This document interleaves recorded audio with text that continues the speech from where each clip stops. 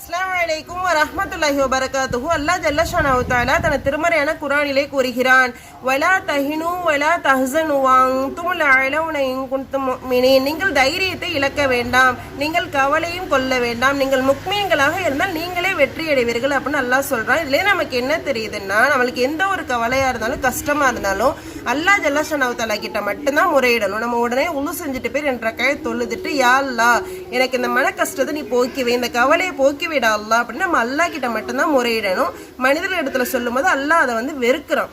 அல்லாஹ் எந்த ஒரு இடத்துலையும் நான் உனக்கு கவலையை தரமாட்டேன், கஷ்டத்தை தரமாட்டேன், சந்தோஷத்தை மட்டும்தான் தருவேன்னு அல்லாஹ் சொன்னதே கிடையாது. ஆனால் ஒன்னே ஒன்று மட்டும் அல்லாஹ் வாக்கு கொடுத்துருக்கான், எந்த நிலையிலையும் நான் அவங்க கூட இருப்பேன் அப்படின்னு சொல்லியிருக்கான். இன்னல்லாஹ மஅஸ் ஸாபிரீன், நிச்சயமா அல்லாஹ் பொறுமையாளர்கள் கூட இருக்கான்.